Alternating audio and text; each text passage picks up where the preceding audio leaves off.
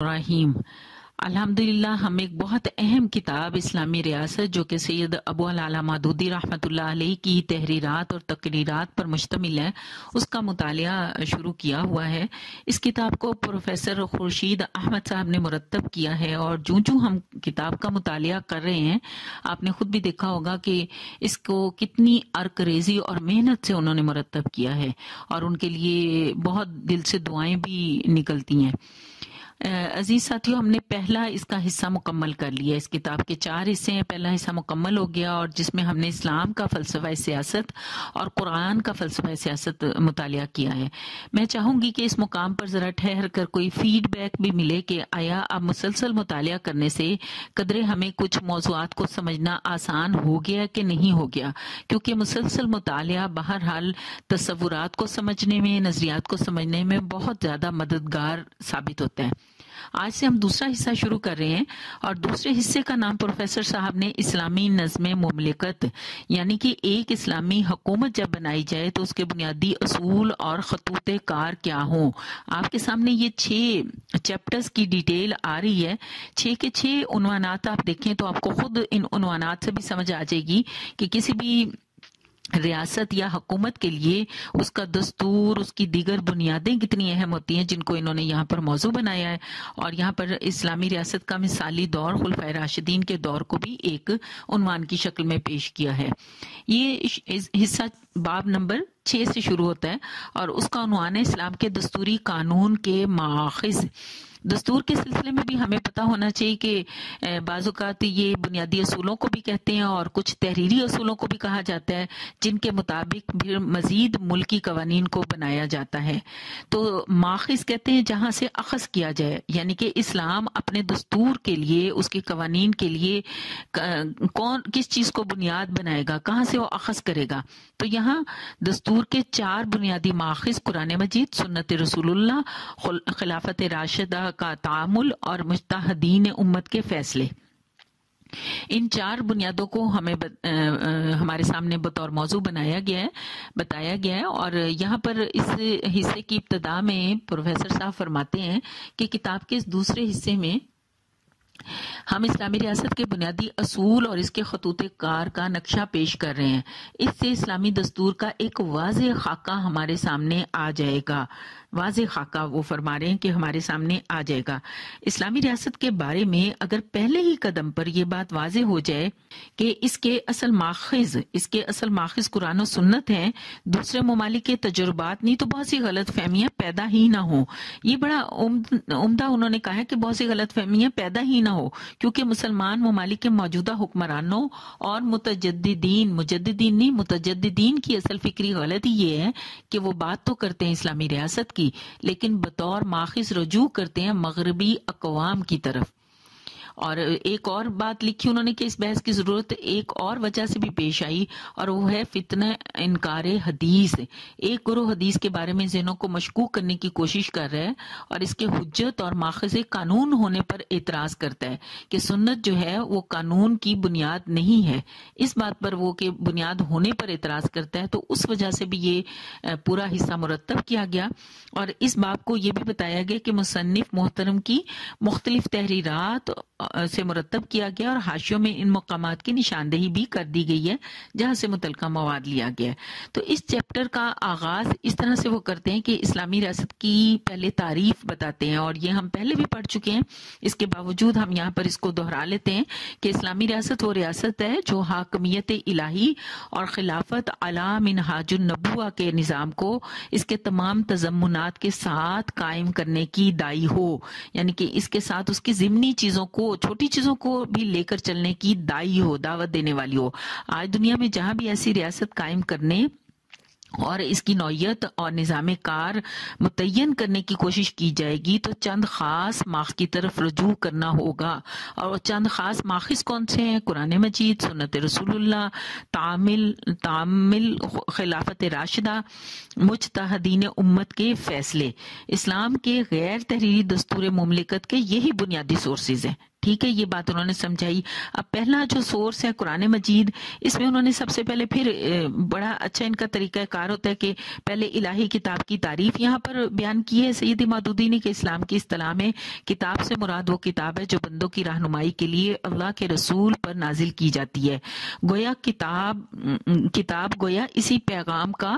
Official, یہاں لکھا ہوا ہے کہ آفیشیل سٹیٹمنٹ، آفیشیل ورژن، اور اسلامی اصطلاح کے مطابق الہی کلام ہے۔ قرآن مجید اللہ کی نازل کردہ کتب سماوی میں سے سب سے آخری اور مکمل ترین کتاب ہے، اور مسلمانوں کے لیے قانون ہدایت اور آئین زندگی ہے۔ وہ ہدایت اور حجت ثابت کرنے کے لیے یہاں پر انہوں نے 5 اہم ترین نکات اور آیات قرآنیہ کے ذریعے سے اس کی حیثیت کو واضح کیا ہے، اور انہوں نے کہا کہ یہ قرآن مجید جو ہے اس میں احکام و فرامین انسان کی پوری زندگی کے معاملات پر حاوی ہیں۔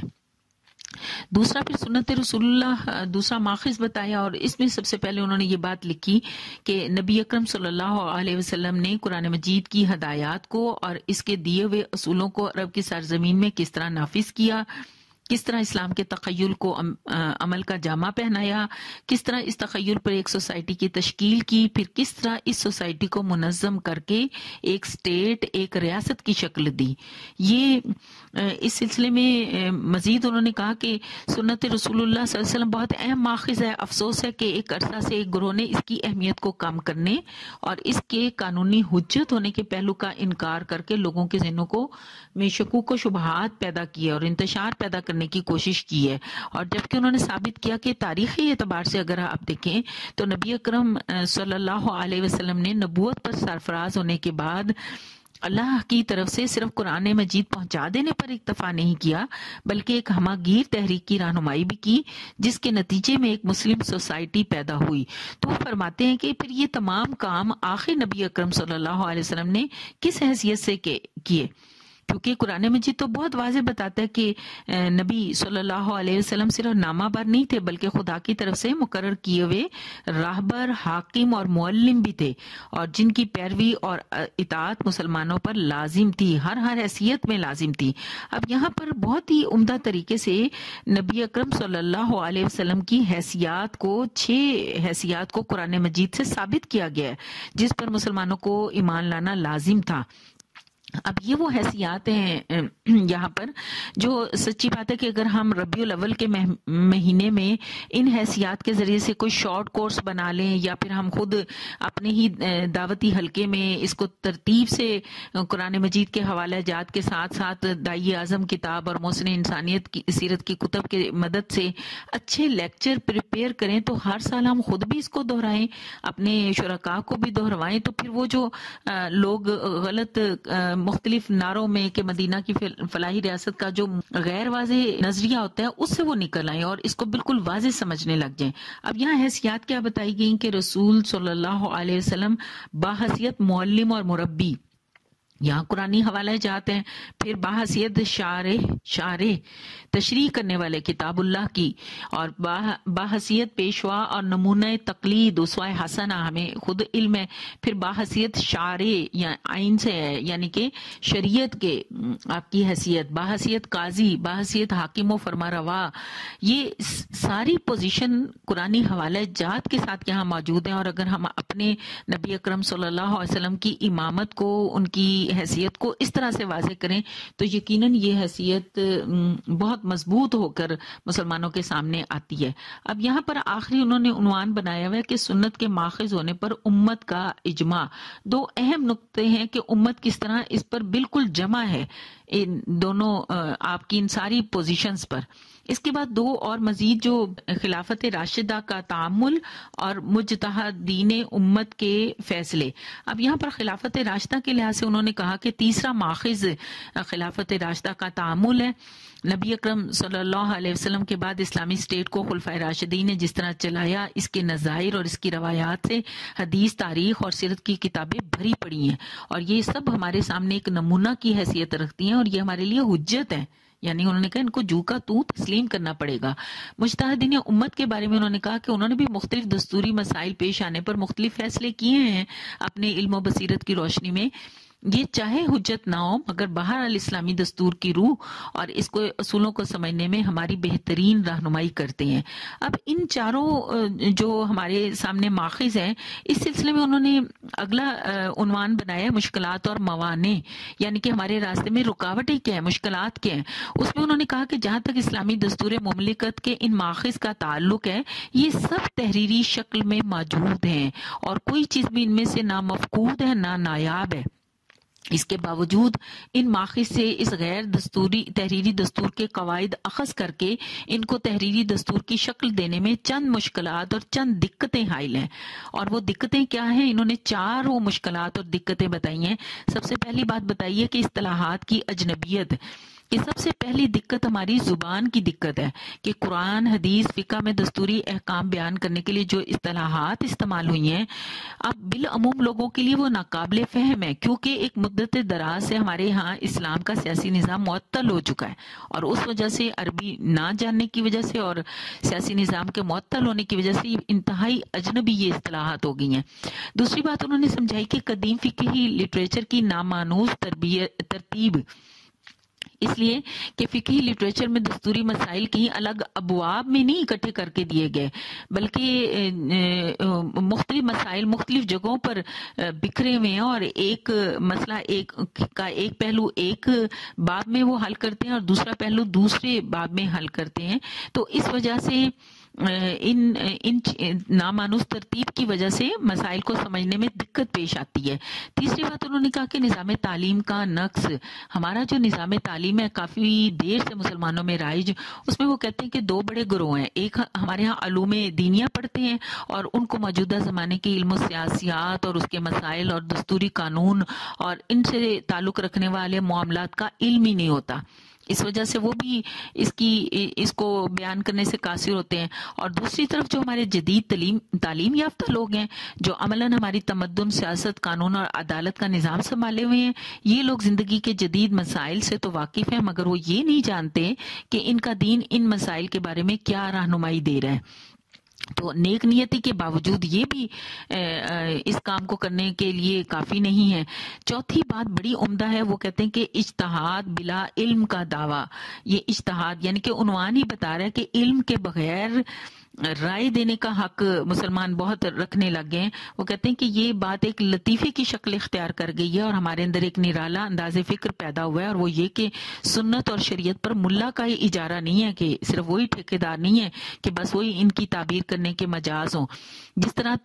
وہ تعبیر احکام اور اجتہاد اور استنباط کرنے کا حق رکھتے ہیں، اسی طرح ہم بھی یہ حق رکھتے ہیں، اور کوئی وجہ نہیں کہ دین میں کے معاملہ میں ملا کی بات ہماری بات سے زیادہ وزنی ہو۔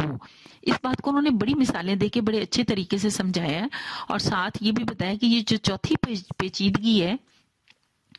جو اسلامی ریاست کے تصور کو پراگندہ کرنے اور اسلامی دستور کے معاملے میں آپ ڈال دی گئی ہے، اس وقت وہ کہتے ہیں در حقیقت یہ سب سے بڑی پیچیدگی ہے۔ پہلی 3 مشکلات کو تو محنت کوشش سے رفع کیا جا سکتا ہے اور خدا کے فضل سے ایک حد تک رفع کر بھی دیا ہے، لیکن اس نئی الجھن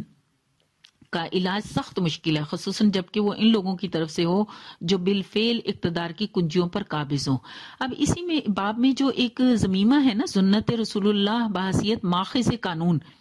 اس سلسلے میں کیونکہ ایک جسٹس ایسے رحمان نے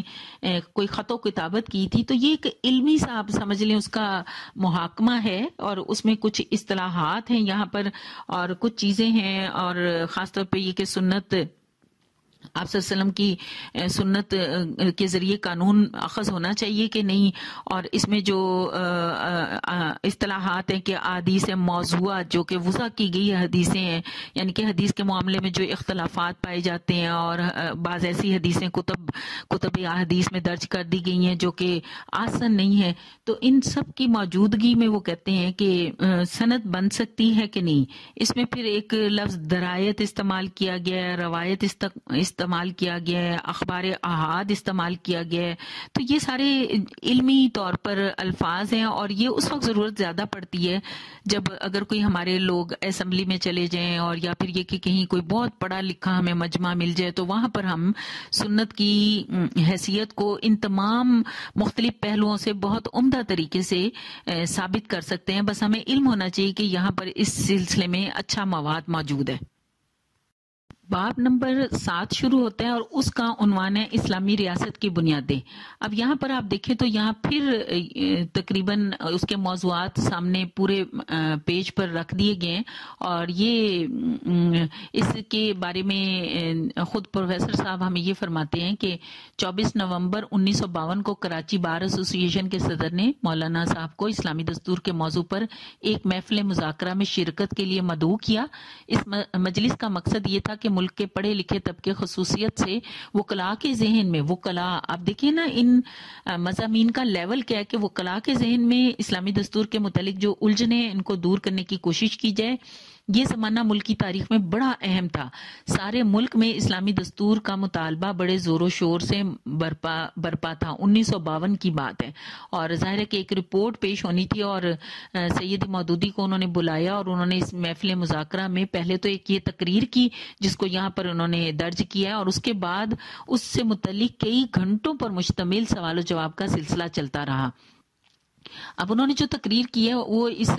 چیپٹر میں اسلامی ریاست کی بنیادوں میں جو شروع ہو رہا ہے اس میں ابتدا میں انہوں نے 9 سوال جو کہ در حقیقت اس کے موضوعات بھی ہیں، جو کہ 9 سوال ہے کہ حاکمیت کس کی ہو ریاست کے اندر، ریاست کے حدود عمل کیا ہوں، پھر مختلف اعضاء ریاست ہیں ان کے حدود عمل اور ان کے باہمی تعلق کیا ہو، ریاست کا مقصد کیا ہو، حکومت کیسے بنائی جائے، اور جو حکومت کے ذمہ داران ہیں ان کے اوصاف کیا ہوں، شہریت اور اس کی بنیادیں کیا ہوں، حقوق شہریوں کو کیسے ملیں، اور شہریوں پر حکومت کے کیا حقوق ہوں. حاکمیت کا ٹاپک آپ کو پتہ ہے پیچھے ہم بہت ڈیٹیل میں سمجھ چکے ہیں کہ اللہ رب العالمین کی حاکمیت سے کیا مراد ہے، اور کیا وہ واقعی قانونی اور سیاسی بھی ہے یا محض چند حیثیات سے ہے. اسی طرح سے رسول اللہ صلی اللہ علیہ وسلم کی حیثیت بھی ایک اچھے طریقے سے، پھر خلافت کے متعلق بھی پیچھے یہ سب موضوعات ہمارے تفصیلی گزر چکے ہیں. تو یہاں جو اگلا موضوع جس پہ تھوڑی سی بات ہمیں کرنی چاہیے وہ ریاست کے حدود عمل ہے، کہ ریاست جب اللہ رب العالمین کی قانونی اور سیاسی حاکمیت ہے تو پھر اب یہ سوال پیدا ہوتا ہے کہ پھر ریاست کا کام کیا ہے. تو اس سلسلے میں پھر آپ کو پتہ ہے سورۃ نساء کی وہی آیت ہے جو اطاعت اولو الامر اور اطاعت رسول اللہ اور اللہ کے رسول اور اولو الامر کی اطاعت ہے. تو اس میں سے 2 نقطے انہوں نے اصولی طور پہ بتائے کہ جو بھی اطاعت ہوگی وہ اللہ اور رسول صلی اللہ علیہ وسلم کی اطاعت کے تحت ہوگی، ان سے آزاد نہیں ہو سکتی. اور دوسرا یہ کہ جب بھی گروہوں میں، حکومتوں میں، ریاستوں میں، ملکوں میں، شعبوں میں تنازع ہوگا تو اختلاف کی شکل میں رجوع اسی بنیادی قانون کی طرف ہی کیا جائے گا. تو اعضائے ریاست کے حدود عمل کیا ہے؟ ریاست کے اعضاء آرگنز آپ سب کو بھی پتہ ہے کہ پہلے 3 کہلاتے تھے، مقننہ، انتظامیہ اور عدلیہ. اب چوتھا کہنے لگ گئے ہیں کہ میڈیا بھی اس کا ایک جو ہے عضو ہوتا ہے، ایک حصہ ہوتا ہے. ان تینوں کا آپس میں تعلق کیا ہے؟ مجالس قانون ساز کون سی ہوتی ہیں اور انتظامیہ کیا ہوتی ہے؟ قانون ساز ادارے، میں نے آپ کو یہ کہا بھی تھا کہ آپ خود بھی غور کریں کہ پاکستان کے اندر جو مجالس قانون ساز ہیں وہ کون سی ہیں. آپ کو پتہ ہی ہے کہ وہ قومی اسمبلی اور سینٹ کا ادارہ ہے. یہ دونوں ایوان بالا ہیں کہلاتے، اور ان کے اندر پاکستان کے قانون بنتے ہیں. یہ کس قدر اہم ہے، اس لیے ہم انتخابات میں کوشش کرتے ہیں کہ ان دونوں اداروں کے اندر جماعت اسلامی کے افراد کی ایک اچھی تعداد چلی جائے تاکہ کہیں کوئی بھی غیر اسلامی قانون وہاں پر پاس نہ ہو. مقننہ ہے، اب یہ کس طرح سے کام کرے گی؟ جن معاملات میں کتاب و سنت کے واضح احکامات ہیں وہاں پر اس کا کام کیا ہے کہ وہاں پر یہ کوئی قانون سازی نہیں کر سکتی، بلکہ وہاں پر اس کے عمل درآمد کا طریقہ یہ طے کرتی ہے. اور کتاب و سنت میں جب احکامات کی 1 سے زیادہ تعبیرات ہیں تو اس وقت یہ پھر یہ طے کرتی ہے یہ والی مقننہ کہ کون سی تعبیر کو اختیار کرنا ہے، قانونی شکل دینی ہے. اور پھر یہ کہ جہاں پر احکامات موجود نہیں ہیں وہاں پر یہ پھر قرآن و سنت کی روح کے مطابق نئے قوانین بنانے کا مقننہ کا دائرہ ہوتا ہے، اور جہاں کوئی اصولی رہنمائی نہیں ملتی، اللہ نے ہمیں قانون سازی میں آزاد چھوڑا ہوا ہے، وہاں یہ مناسب قوانین بھی بنا سکتی ہے۔ اسی طرح سے انتظامیہ کے جو یہاں پر حدود عمل بتائے گئے ہیں، تو انتظامیہ کا اصل کام احکام الہی کو نافذ کرنا اور ان کے نفاذ کے لیے ملک اور معاشرے میں مناسب حالات پیدا کرنا ہے، یہ اصل ان کا کام ہے۔ اور یہاں پر پھر کافی حوالہ جات بتائے گئے ہیں۔ عدلیہ کے بارے میں یہ بتایا گیا کہ عدلیہ جو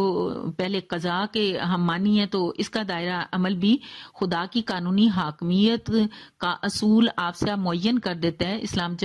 جب کبھی اپنے اصولوں پر ریاست قائم کرتا ہے، اس کے اولین جج خود انبیاء ہوتے ہیں، اور ان کا کام یہ ہوتا ہے کہ لوگوں کے معاملات کا فیصلہ قانون الہی کے مطابق کریں، قانون الہی کے مطابق، یہ نہیں کہ انگریز کے قانون کے مطابق ہو۔ اور ان سب کا باہم تعلق کیا ہوتا ہے کہ صدر کی حیثیت تو امیر المومنین کو ہی حاصل ہوتی ہے، جیسے نبی اکرم صلی اللہ علیہ وسلم کو بھی حاصل تھی اور بعد میں بھی، لیکن اس کے بعد یہاں پر یہ بتایا گیا کہ یہ ادارے ایک دوسرے پر اثر انداز نہیں ہوتے ہیں، بلکہ ہر ایک کی حدود ہیں، اور ہر ایک ادارے کی جو ہے وہ اس کی آزادانہ حیثیت ہوتی ہے، اور وہ اپنے ایمان اور ضمیر کے مطابق اور ان حدود کے مطابق فیصلہ کرتا ہے جو اللہ رب العالمین نے مقرر کیے ہیں۔ اب اس کے بعد جو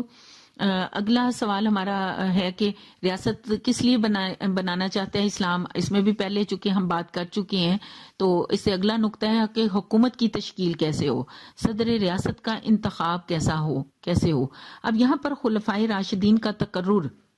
اس کی 4 امثال دے کر بتایا گیا کہ حضرت ابوبکر صدیق کا انتخاب مجمع عام میں ہوا، یہ ہم سب کو پتہ ہے کہ کس طرح سے سارے مہاجرین اور انصار کو بلا لیا گیا تھا اور کس طرح سے ان کی بیعت ہوئی تھی اور کیسے ان کا نام سامنے آیا تھا۔ پھر حضرت عمر رضی اللہ کے بارے میں جو حضرت ابوبکر صدیق ہے، انہوں نے صحابہ کرام کی رائے معلوم کر کے پہلے وصیت لکھوائی اور پھر مجمع عام سے خطاب حالت مرض میں کیا اور پھر ان کے لیے بیعت لی۔ اسی طرح سے حضرت عمر رضی اللہ نے کیا کیا کہ انہوں نے 6 صحاب پر مشتمل مجلس شورا بنائی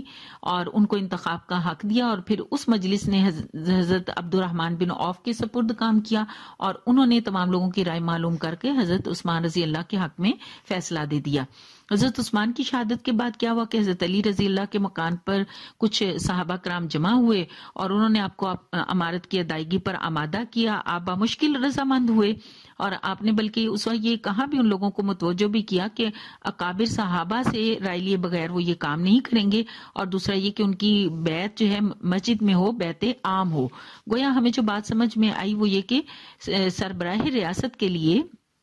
یہ بات ثابت ہے کہ جو بھی مملکت کا صدر ہوگا اس کا انتخاب عام لوگوں کی رضامندی پر منحصر ہے، کوئی شخص خود زبردستی امیر بن جانے کا حق نہیں رکھتا۔ اسی طرح مجلس شورا کی تشکیل کیسے ہوگی، حکومت کی شکل اور نوعیت، اس میں امیر المومنین اصل وہ شخص ہوتا ہے جس سے سماع و طاعت کی بیعت کی جاتی ہے،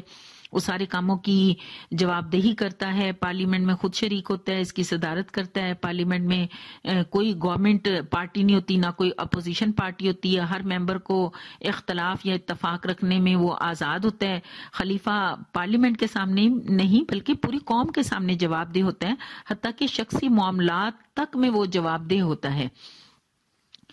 اس طرح سے 4 اہم اصول یہاں پر بتا دیے گئے ہیں جو کہ بنیادی طور پر مجلس شورا کیسے تشکیل پائے گی، یعنی کہ جو جمہوری نظام میں ایک حزب اقتدار اور ایک حزب اختلاف ہوتا ہے، یہ ایک اصولی جو کہ ریاست ہوتی ہے، تو یہاں پر ٹھیک کام ہے تو سب ساتھ دیں گے، اور اگر غلط ہے تو وہ خود ان کے اپنے ساتھی بھی اپنے خلیفہ پر، امیر المومنین پر اعتراضات کر سکتے ہیں۔ اسی طرح سے اولو الامر کے اوصاف ہیں، یہاں پر دیکھیں بتایا گیا کہ ایک اہلیت تو قانونی ہوتی ہے اور دوسری وہ معیار ہوتے ہیں جس پر اشخاص کو چھانٹا جا سکتا ہے۔ قانونی اہلیت میں جیسے مسلم ہونا، مرد ہونا، عاقل و بالغ ہونا اور دارالسلام کا باشندہ ہونا، یہ سب قرآنی حوالہ جات کے ذریعے سے انہوں نے ثابت کیے ہیں۔ اور دوسرا معیار یہ ہے کہ اہل امین کہ جو بہترین امانت دار ہوگا، جو زیادہ متقی ہوگا، جو علم اور جسم میں برتر ہوگا، اور جو کہ اپنے نفس کو یا جو اللہ رب العالمین سے غافل نہیں ہوگا، اس کی یاد سے غافل نہیں ہوگا، جو صاحب بدعت نہیں ہوگا، جو منصب کا حریص نہیں ہوگا. یہ بڑے بڑے معیارات یہاں بتا کر بالکل واضح رہنمائی کی گئی ہے کہ ہمارے حکمران کیسے ہونے چاہیے. اب یہاں سے دیکھیں ہم ایک اچھا لیکچر یا درس تیار کر سکتے ہیں کہ یہ وہ رہنمائی ہے جو قرآن مجید دیتا ہے. اسی طرح سے شہریت اور اس کی بنیادیں کہ ایک اسلامی ریاست کے اندر شہری کس قسم کے ہوں گے. 2 اقسام بتائی گئی ہیں، ایک تو مسلم ہوگا اور ایک غیر مسلم جس کو ذمی کہا جاتا ہے. اور حقوق شہریت میں تمام شہری چاہے مسلم ہیں غیر مسلم ہیں، ان کے بنیادی حقوق، جان مال آبرو کی حفاظت، شخصی آزادی کی حفاظت، رائے اور مسلک کی آزادی،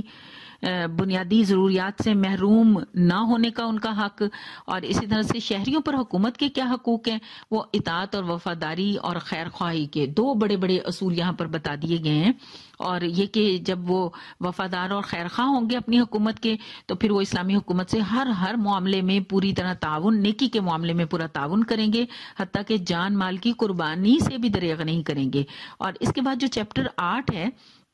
اگر وہ آپ اس کے موضوعات دیکھیں تو اس کے اندر وہ 10 کے 10 موضوعات ایسے ہیں جن پر پہلے اچھی گفتگو ہو گئی ہے. یہاں پر صرف ایک اور ذکر آ رہا ہے عورتوں کے مناصب کے بارے میں، اور یہ چونکہ انشاءاللہ آگے بھی ایک تفصیلی بات ہوگی. اور یہ چونکہ 1952 کا مقالہ ہے، اور اب آپ خود دیکھ لیں کہ جب پاکستان بن گیا تو سیدی مودودی نے کتنے واضح انداز میں ایک ایک بات کو کھول کر بیان کر دیا. یہ جو چیپٹر ہے نا، یہ بہت مختصر اور جامع سا کر کے یہ مقالہ لکھا گیا ہے. اور اس کے 22 بنیادی اصول تھے جو علماء کرام نے مل کر پاس کیے اور بتایا کہ اسلامی